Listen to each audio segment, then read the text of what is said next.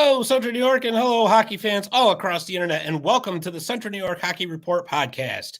I'm your host, Scott Kinville, and if you watch this on YouTube, you'll notice that I'm not in the studio. I'm actually at my house. Our faithful producer, Dave the Save Warner, so he decided to put what looks like a Furby in my spot. That's actually that Furby looks better when I normally look, so maybe we ought to go with that full time. But Dave the Save, he's a trooper. He's there. He's just running things behind the scene, and God bless him. So, anyways, let's get going with this show because this is one I've been looking forward to for a very long time. So, what I want to do is I want to bring in Mr. Bob Shattell from the Salt City Prospects. He's going to tell us all about the Salt City Prospects program. He's also an assistant coach for Oswego State University, and he helps out with the West Genesee High School hockey program. So, Bob, welcome to the show. Thanks for coming on. Hey, Scott. Thanks for having me. So like you said, it's been a long time, and looking forward to it. Glad we could get on here. Yeah, absolutely. Because we kind of started talking over Twitter this last summer. It's a very, very interesting thing with the Salt City Prospects, and I want to get the word out because I want everybody to know about this. So if you would, we'll start off with a quick overview of the Salt City Prospects. Yeah, truthfully, I think this is probably year 7. I think we started back in 2017, and realistically, it's mainly geared towards this area, the Syracuse 315 Central New York area. We just provide a lot of skill development opportunities for kids throughout the summer, opportunities to kind of get in front of junior prep college coaches, and kind of build bridges for players to get better and move on to play at their next destination, wherever it may be. And then from there, we do a lot of out-of-state stuff as well. So we run, small camps with only 2 or 3 teams worth of players for 16 to 20-year-olds all over. So we actually run camps. We run 2 here in New York. We run 2 in Pennsylvania, in Erie, PA, out of Mercyhurst rink, and then in Reading, PA, down in Alvernia University's rink.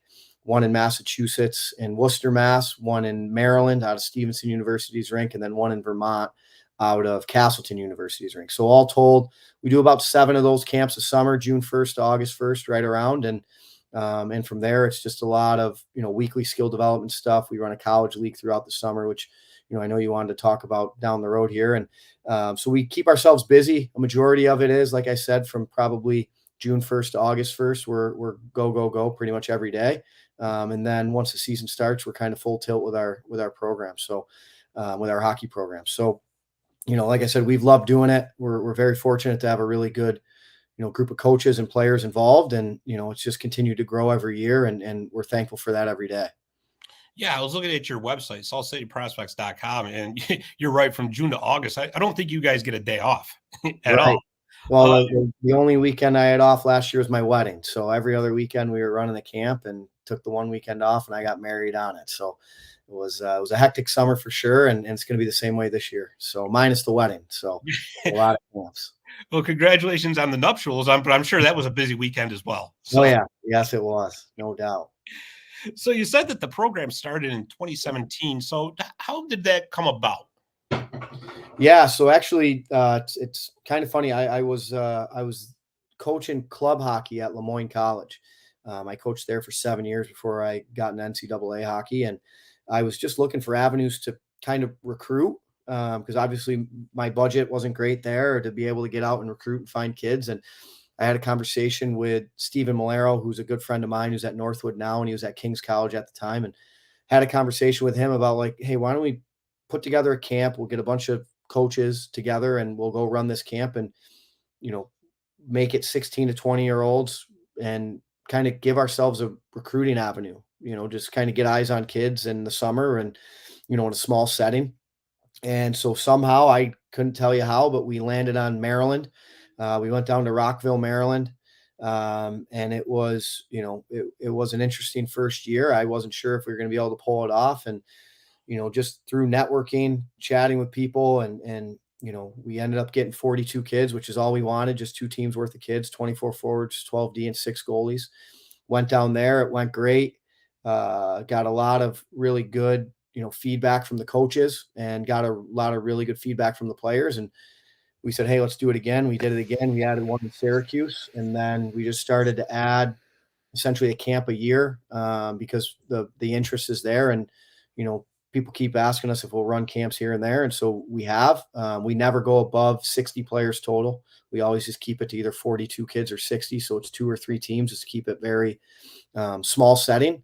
And, like I said, since then, it's kind of taken off into what it is. And, it's made our summers definitely more hectic, but it's a good hectic and a good busy. And we enjoy doing it every weekend. It's a great group of coaches, we have every weekend, a great group of guys to hang out with and spend the day with at the rink, and a great group of players that, we're able to work with. Well, yeah. Plus, when it's hot outside, you get to be in a nice, cool ice Right. rink. So, Right. that's a built-in advantage right there. Absolutely. Yeah. Yeah. And speaking of advantages, since you guys keep your group so small, that's got to be a huge advantage for the players. They obviously get more one-on-one time with the coaches. Yeah, and that's the big thing. Every one of our camps has at least 12 NCAA coaches there running everything. Some of our camp in Worcester has around 18, just based on the footprint with, how many colleges are within an hour here and there and how many guys want to work.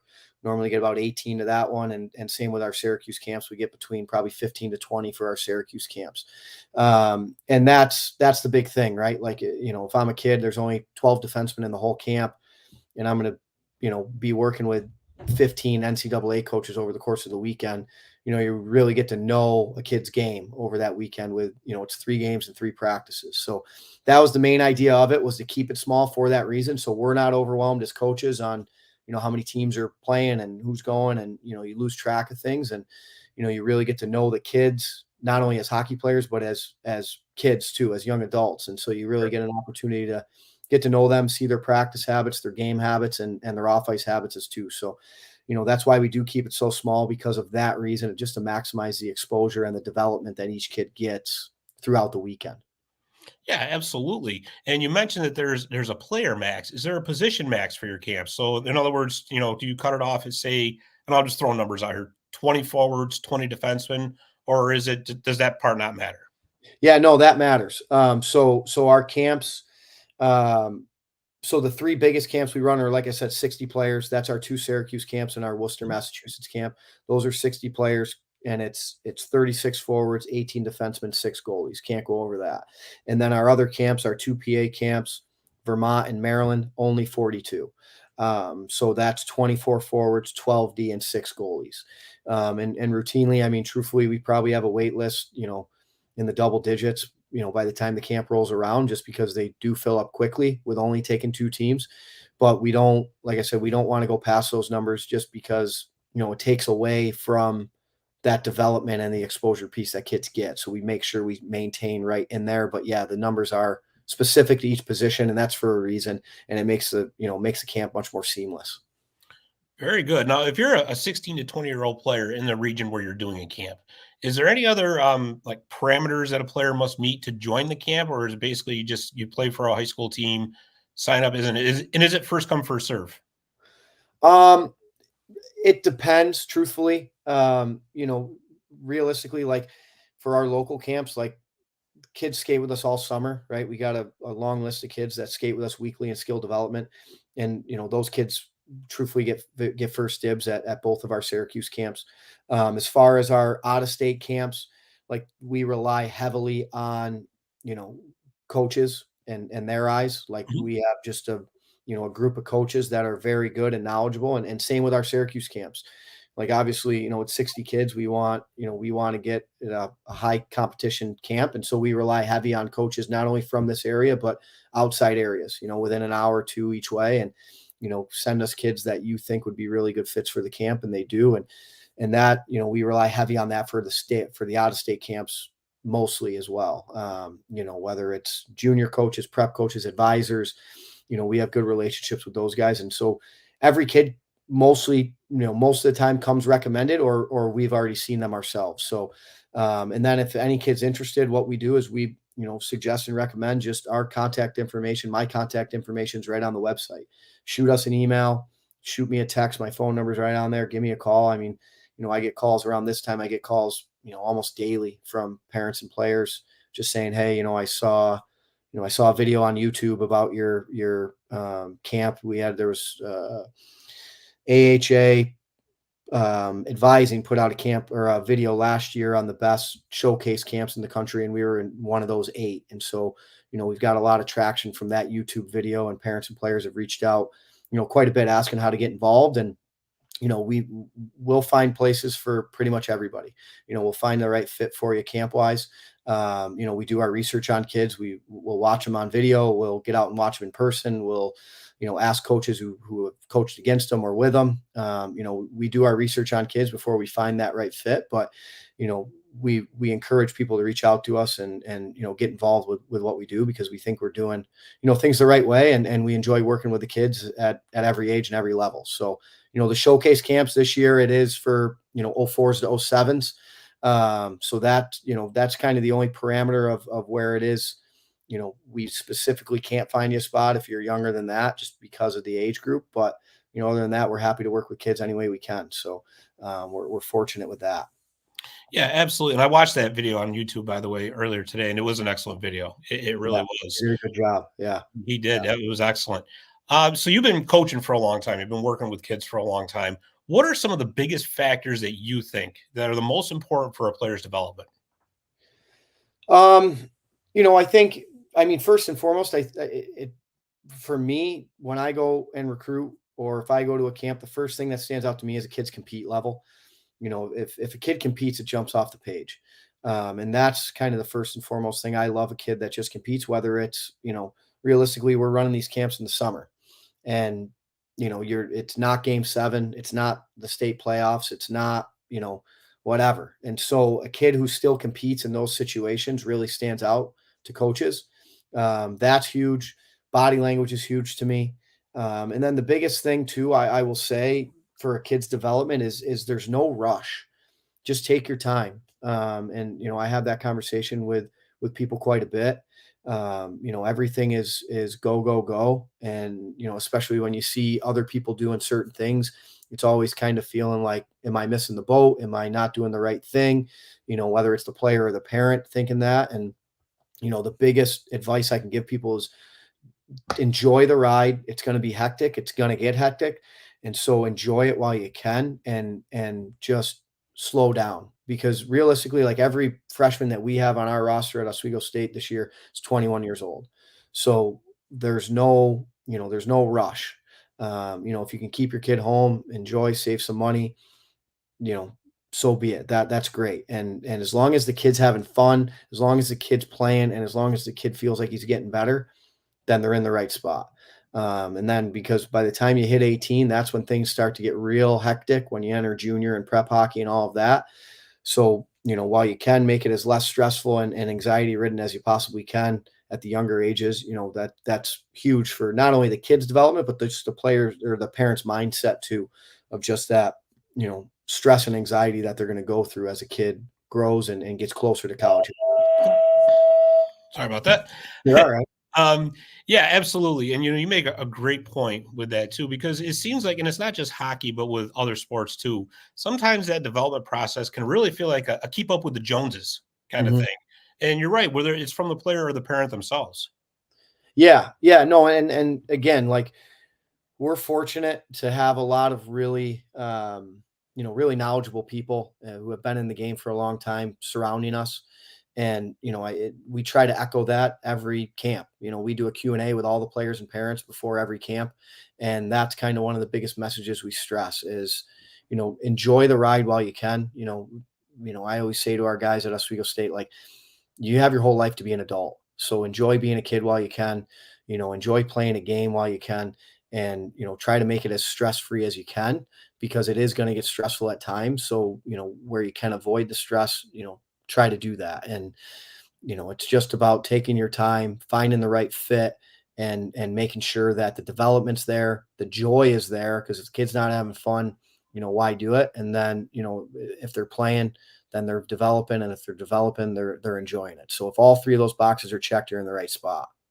Yeah, absolutely. Absolutely. And, we'd mentioned all the coaches that participate, 18 plus from what I saw on the website. And it's really a who's who from across Division I, Division III.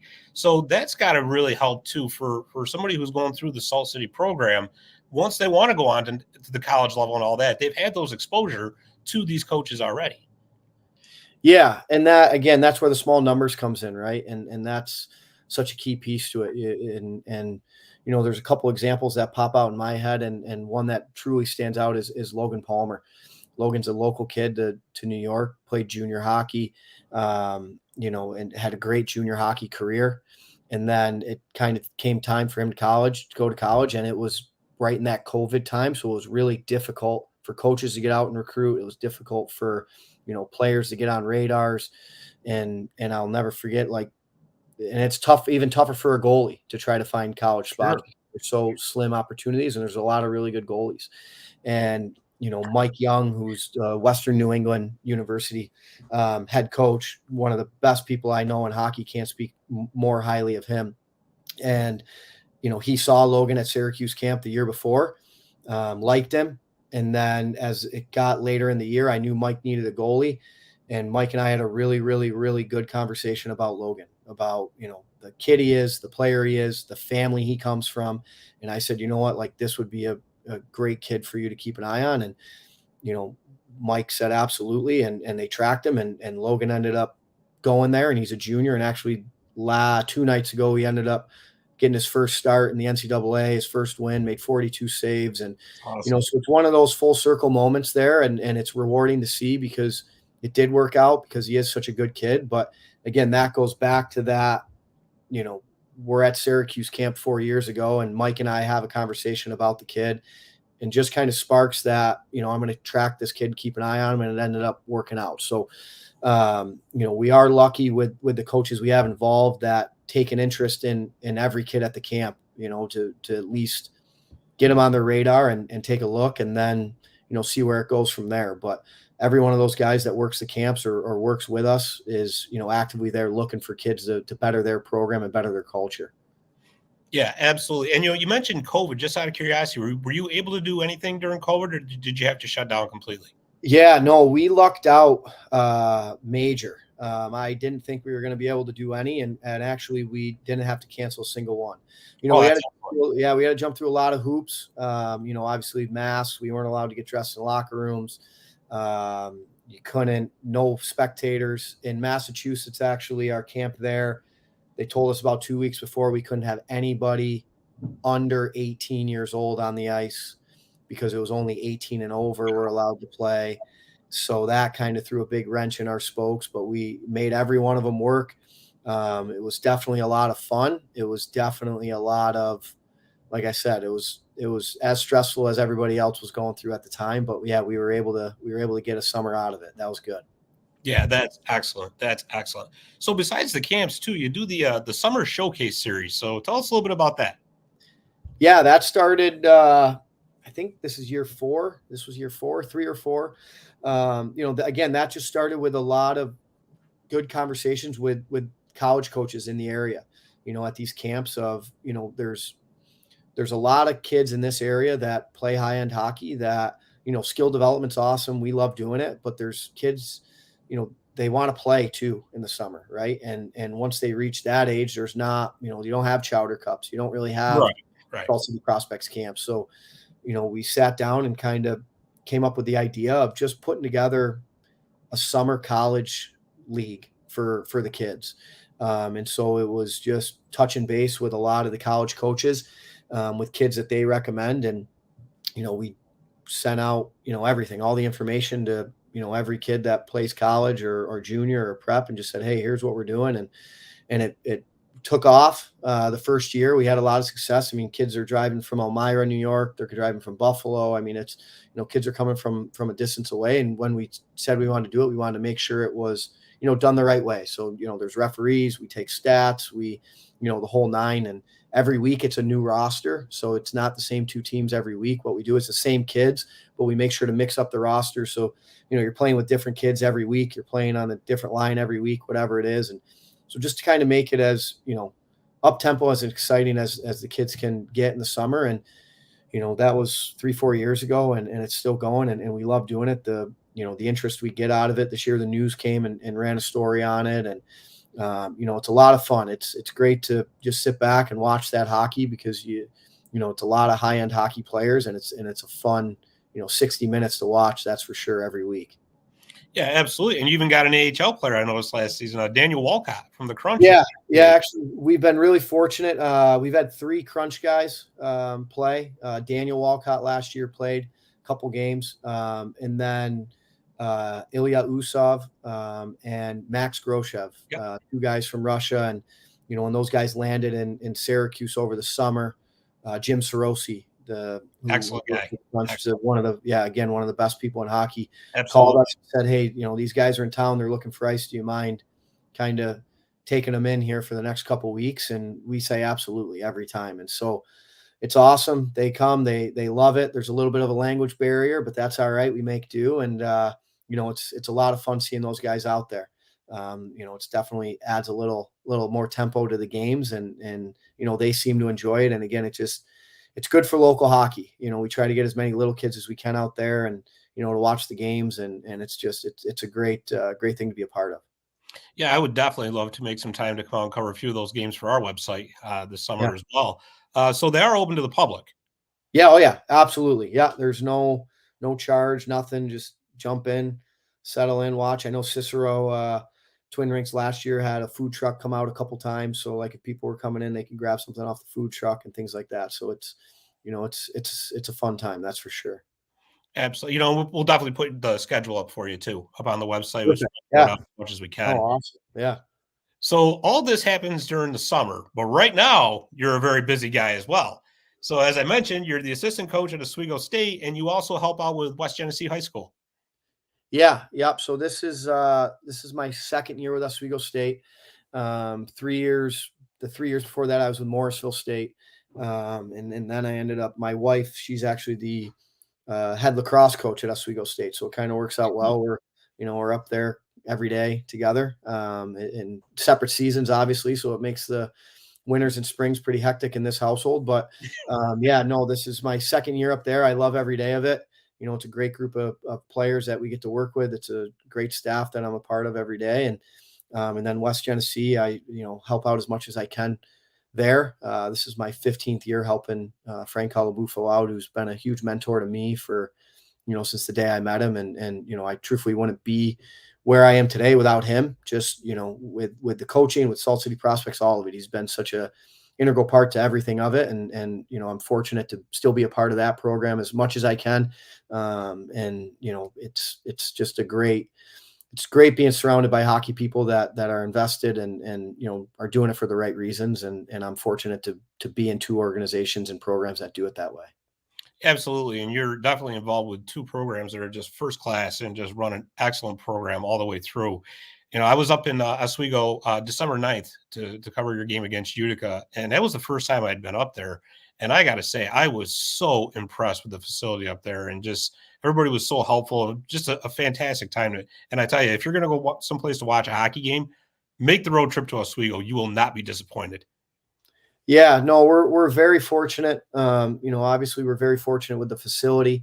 And with that, the community backing that we have is just, it's phenomenal. Our players go, they'll go to grocery shopping or they'll go to a diner, and they're recognized by players, they're recognized by parents, grandparents, and it's a very, very small, knit community when it comes to hockey. And it definitely gives it that extra feel to it, and the kids, our players really, really benefit from it, and they enjoy it, tremendously. Like I said, you walk out of the locker room and you got a line of kids hanging over the walls trying to get high fives from the players. And That's awesome. yeah, it's a great, it's a great community to be a part of. They really love their hockey, and it shows in the facility, it shows in the attendance we get, and it shows in the success that we've been fortunately enough to have for the last 20 years or so, or going back further than that. So we're lucky in that sense, and I'm lucky to be a part of it. Yeah, absolutely. Definitely one of the traditional D3 powerhouses, really. And you guys had some big wins this year. You got, wins over number 1 teams in Hobart and Plattsburgh. You beat Utica. They were number 4 when they came to town. So how's it looking for the rest of the season? Yeah, it's been an up and down year.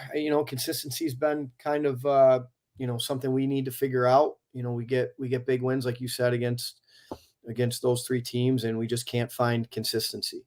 We got to start putting some wins together and some good games together consecutively.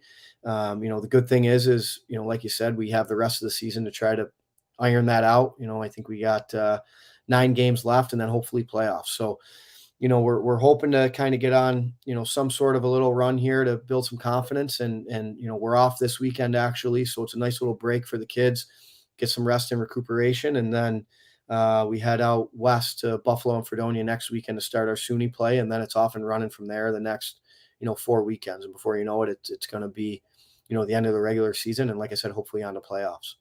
Yeah, absolutely. And I will definitely be back up for another game. So when I'm coming up, I'll let you know for sure. Yeah, absolutely. Shoot me a text. It would be awesome. Yeah.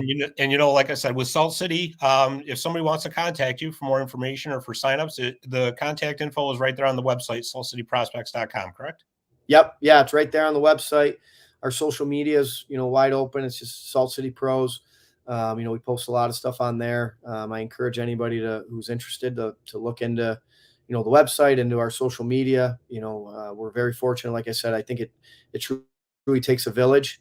And we're very fortunate to have a very good village of coaches and players involved in what we do. And, we're thankful for that every day. Awesome. Well, like I said, Bob, thank you for taking the time out of your busy schedule to come talk to us, because I mean, being a coach on 2 teams certainly can't be easy, but it seems like you enjoy every single second of it. And we just appreciate you coming on. No, I do. I love every minute of it. And thanks for having me on. I can't thank you enough. Like you said, it's been a while trying to coordinate this, and I'm glad we were able to finally get it set up. And thank you for everything you do with Central New York hockey, the way you promote it, and not only the college level, but the high school and youth levels as well. We can't thank you enough, and continue the great work you're doing on your end. I really appreciate that. Thank you so much. And, we will definitely be talking again soon. There's no doubt about that. Sounds good. I appreciate it, Scott. All right, Bob. Thank you very much. Appreciate it.